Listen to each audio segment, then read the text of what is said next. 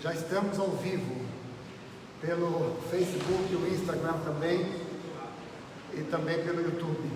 O Edinho está me ajudando aqui. Ok. Queridos irmãos, vamos abrir as nossas Bíblias. Novo Testamento, segunda carta de Paulo aos Tessalonicenses, capítulo 2. Nós vamos ler todo o capítulo, ok? Segunda Tessalonicenses, capítulo 2, a partir do verso 1.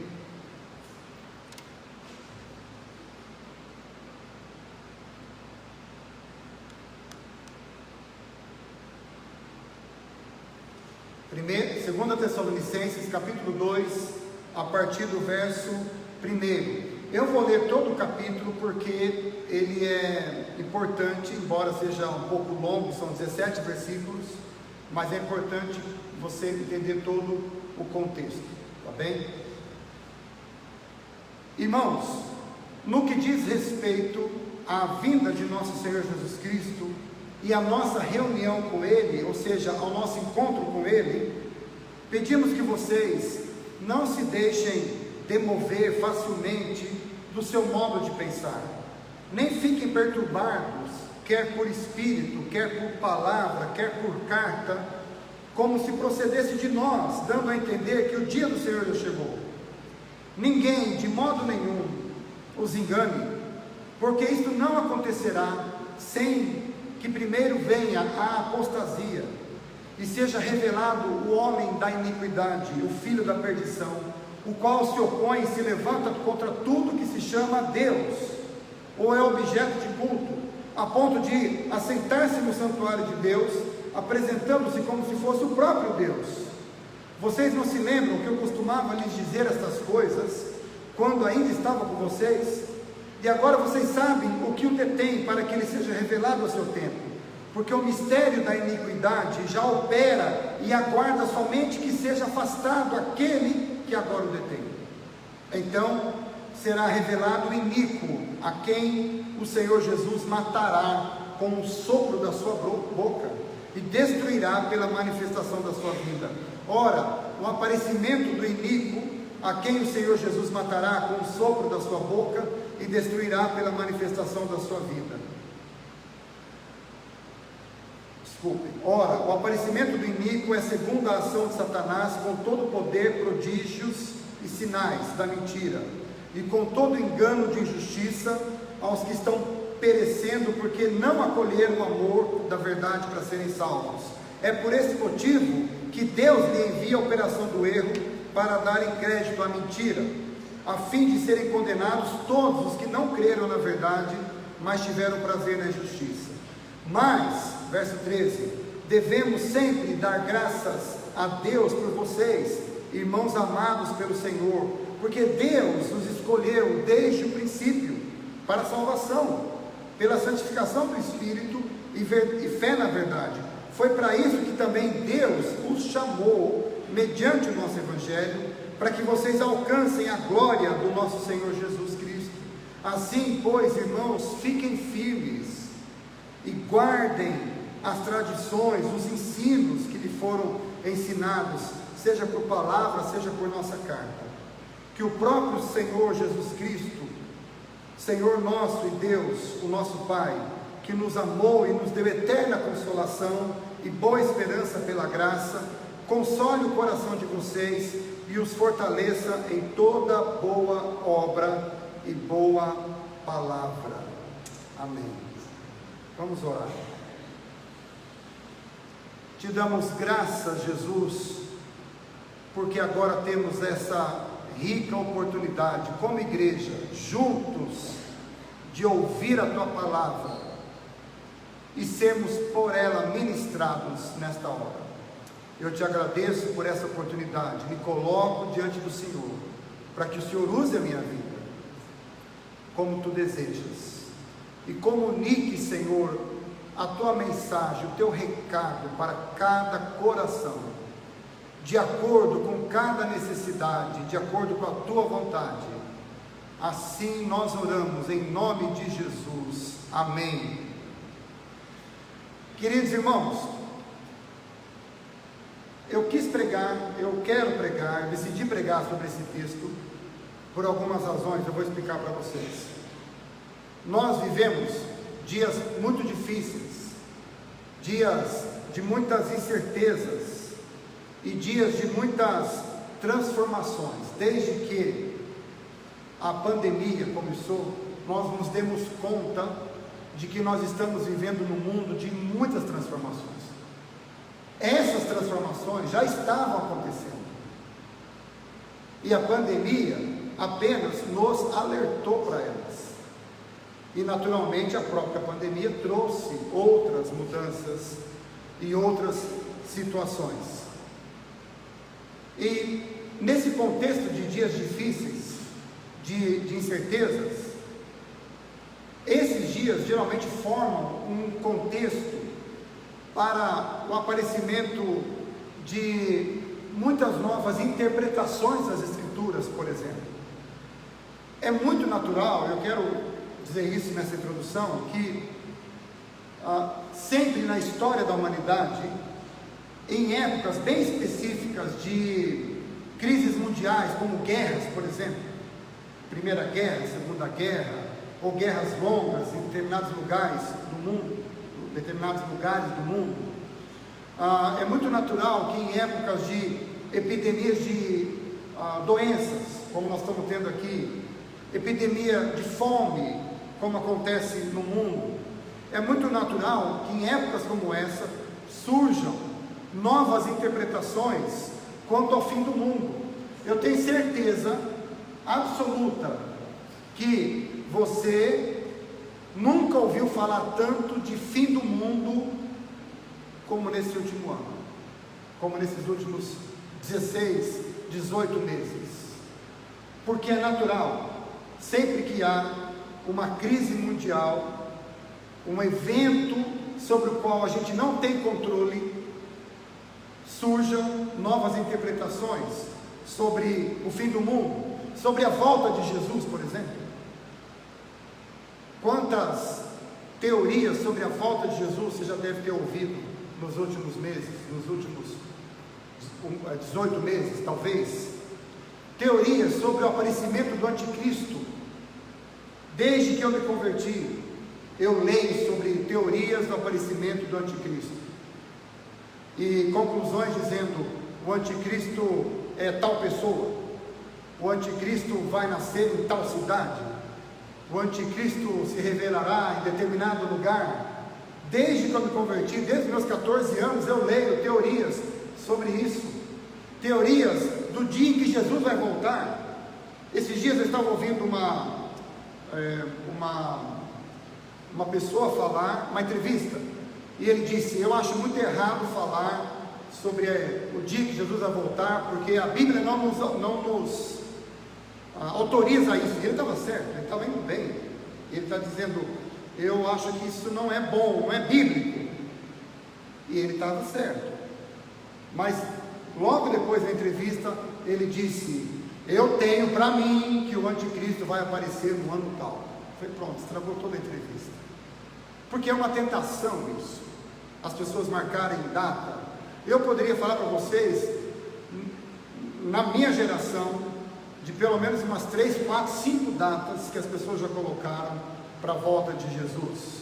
Essa marcação de datas, essa agenda que as pessoas fazem para Deus, a data do arrebatamento, a data do aparecimento do anticristo, de onde ele vem, de onde ele virá, quem ele é, de novas doutrinas, de novas formas de crer em Deus, de tal maneira que isso tudo gera muita perturbação no meio cristão, gera muita confusão, e eu percebo que as pessoas vão ficando com medo dessas coisas, vão ficando receosas, porque elas estão ouvindo sobre situações que elas não têm controle. E geralmente as pessoas que se apresentam para falar sobre a volta de Jesus, sobre o arrebatamento da igreja, sobre o aparecimento do anticristo, sobre a data quando o fim chegará, Aparentemente essas pessoas se apresentam como gente estudada, como gente que conhece, como gente que está preparada para isso. E na maioria das vezes isso não é verdade. Não é porque é uma boa produção ali do YouTube, de uma boa filmagem, de um bom estúdio, que aquilo que a pessoa está falando é verdade, seja verdade. Mas a gente acredita, e é por isso que há muita confusão. Agora, essa confusão também havia na época de Paulo. Foi por isso que ele escreveu 2 Tessalonicenses. Uma das principais razões porque ele escreveu a carta de 2 Tessalonicenses foi porque havia esse mesmo contexto naquela época. Esse contexto de medo, esse contexto de confusão, esse contexto de receios, de desespero em relação à volta de Jesus, em relação ao aparecimento do anticristo. Para falar a verdade para vocês, esse texto que eu li é um texto que provavelmente poucos pregadores gostam de pregar, porque é um texto difícil para a gente, mas para o auditório de Paulo naquela época estava tudo certo. Eles entendiam exatamente o que Paulo estava falando.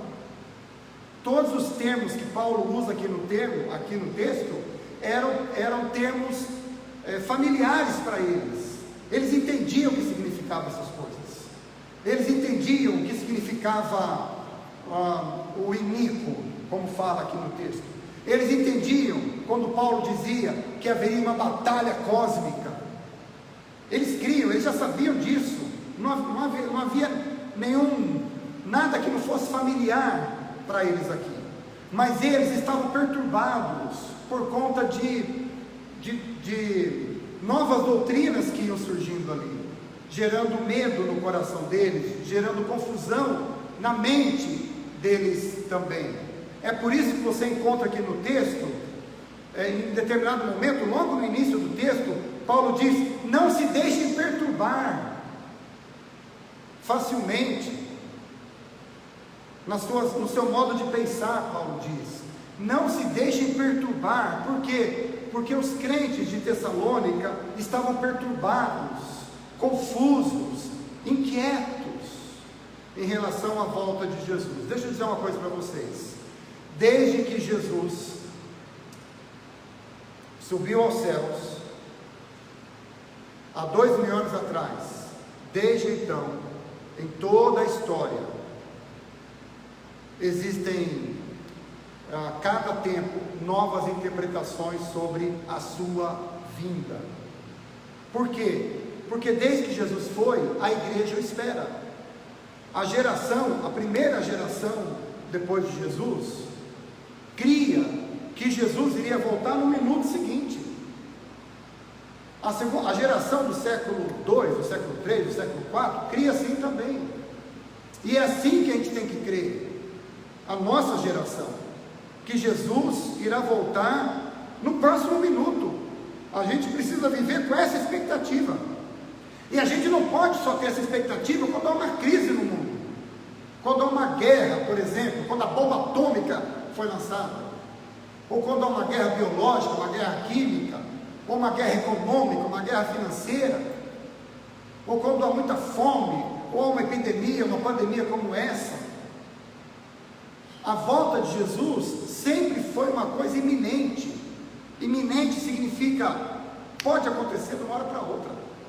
É assim que a palavra de Deus diz que a gente tem que viver e configurar a nossa vida. Paulo diz também aqui no texto: não se deixe enganar. Não se deixe enganar. A gente precisa desenvolver esse espírito de discernimento dia a dia na palavra de Deus. Não podemos nos deixar levar pelas emoções e pelas profecias que vão acontecendo. Eu confesso para vocês que o que eu tenho visto nos últimos meses de profecias sobre o que Deus está fazendo ou irá fazer é uma coisa impressionante. Impressionante. e elas são convincentes, porque geralmente é alguém que aparece chorando muito, dizendo: eu tive um sonho, e Deus falou comigo, e eu vi o que vai acontecer, eu vi o céu se abrir, eu vi um anjo descer, eu vi uma turba, uma multidão de anjos, e Deus me mostrou aquela cidade, aquela rua deserta. Ele vai falando, e aquela música no fundo, e aquele ambiente diferente, convence todo mundo, convence. Eu ouvi várias coisas assim, só não ouvi mais porque eu não quis. Eu disse: gente, é muito para minha cabeça essas coisas. Por exemplo, há um pastor, eu não vou citar nomes aqui, eu quero ensinar para vocês, não quero denunciar ninguém. Há um pastor no Brasil que está sempre mostrando profecias, presta atenção. E ele mostrou uma profecia ano passado, que ia acontecer aqui nos Estados Unidos, ano passado. E ele disse: isso aqui é forte, hein? Isso aqui é forte. Bem, mostrou essa profecia de um americano que teve um sonho, e ele colocou aquilo como se fosse revelação de Deus. Bem, eu esperei a data, dia tal, mês tal. Eu não marquei na minha agenda, mas marquei aqui dentro. Falei: ok, vou esperar. Chegou a data, chegou o mês, chegou o dia, nada aconteceu. Agora, eu pergunto para vocês: aquele homem que teve aquele sonho e que ficou mais de uma hora falando dos detalhes de tudo que iria acontecer, chorando, quebrantado, ele não apareceu para dizer: gente, errei a data, desculpa aí, eu fiz uma confusãozinha com o meu calendário, o anjo não estava muito bom quando ele veio me falar, ele deu uma informação errada para mim. Ele apareceu para falar? Não. Esse pastor que disse: isso é forte, apareceu para dizer: irmãos, olha, eu caí numa armadilha, fui tolo, sabe? Desculpa mostrar esse vídeo para vocês, eu devia ter aberto a palavra e ter pregado a palavra para vocês. Eu devia ter falado sobre amor, devia ter falado sobre o evangelho, devia ter falado sobre salvação, devia ter ensinado sobre educação de filhos, devia ter ensinado sobre como é que a gente é mordomo de Deus, devia ter falado sobre qualquer coisa, menos disso aqui. Mas eu pergunto para você: cadê esse pastor para aparecer e para falar que aquilo ali não era verdade? Não aparece. É por isso que Paulo disse: não se deixe enganar. Não se deixe enganar. Eu sou pastor aqui há 15 anos, mas se um dia eu subir nesse púlpito, nesse stage, e disser para vocês: eu quero pregar a partir de um sonho que eu tive, sem abrir a Bíblia e mostrar para vocês que isso está na palavra, eu quero pedir uma coisa para vocês: por favor, se levantem e vão embora daqui, porque eu não sou digno de pregar para vocês. Se um dia eu me levantar aqui para dizer que eu tive um sonho, e isso não está na palavra de Deus, isso é uma coisa muito séria. E era isso que estava acontecendo lá na época de Paulo. E Paulo escreveu esse texto para ensinar os irmãos ali, para dizer: gente, não se deixem enganar, não se deixem perturbar. E nesse texto, Paulo nos ensina pelo menos 3 coisas importantes que eu quero compartilhar com você. São 3 coisas que eu tenho certeza que você já sabe, mas eu quero apenas relembrar você dessas coisas. Quando a gente pensa em catástrofes mundiais, em épocas difíceis, a gente precisa se lembrar desse texto aqui.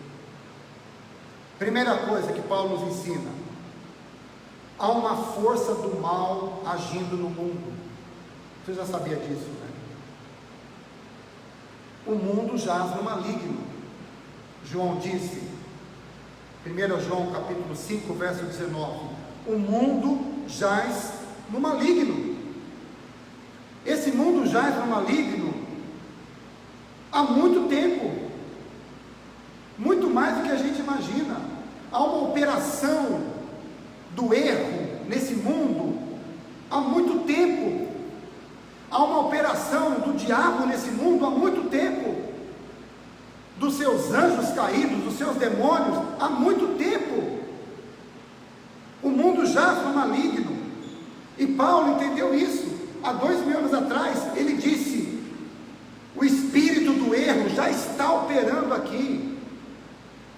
E é claro que esse espírito do erro vai operando de maneiras diferentes, de acordo com as gerações. E Jesus disse, e a Bíblia nos informa, nos ensina, que à medida que o tempo passa, o mal vai se multiplicar, e as expressões do mal vão ganhando mais e mais formas diferentes. É por isso que de vez em quando você ouve a sua avó, o seu avô, a sua tia mais velha dizerem: esse mundo está cada vez pior. É verdade, esse mundo está cada vez pior, porque a maldade se multiplica.